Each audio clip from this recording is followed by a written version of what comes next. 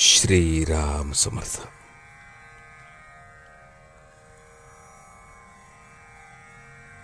अखंड अनुसंधान ठेवण्याकरता काय करावे?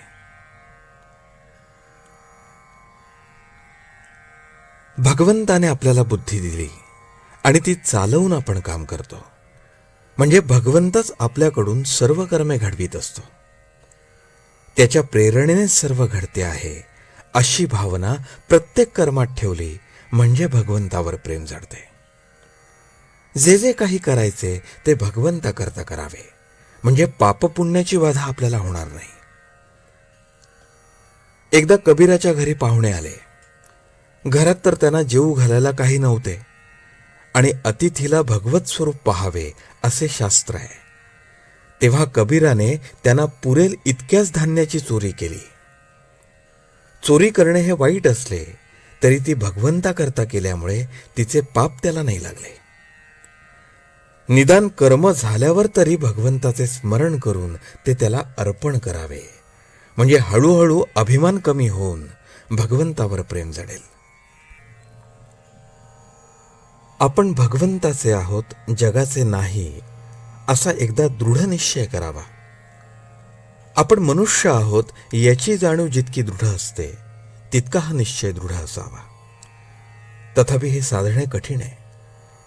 त्याच्या खालोखालचा उपाय म्हणजे जे काही घडते आहे ते भगवत प्रेरणेने, त्याच्या सत्तेने आणि इच्छेने घडते आहे अशी अंतःकरणपूर्वक भावना ठेवावी. आणि हेही साधत नसेल तर वैखरीने अखंड नामस्मरण करावे. या अनुसंधानाच्या प्रक्रियेत मन भगवंताच्या ठिकाणी चिकटून असते. सध्या आपले उलट चालले. आपण देहाने पूजा करतो, यात्रा बित्रा करतो, पण मन मात्र प्रपंचाकडे ठेवतो. सासरी असलेली सून कुटुंबातल्या सर्वांकरता कष्ट करते.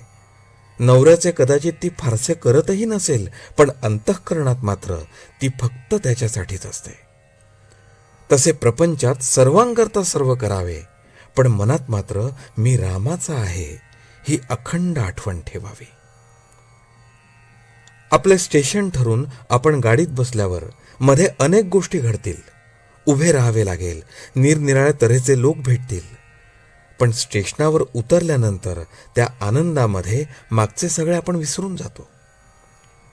तसे भगवंताचे ध्येय निश्चित ठरून आपण अनुसंधानात राहिल्यानंतर प्रपंचातल्या अडचणींना अगदी तात्पुरते महत्त्व येते. ध्येय मात्र आधी निश्चित करावे. भगवन नाम हे भगवत कृपेसाठी घ्यावे, कामनापूर्तीसाठी नसावे.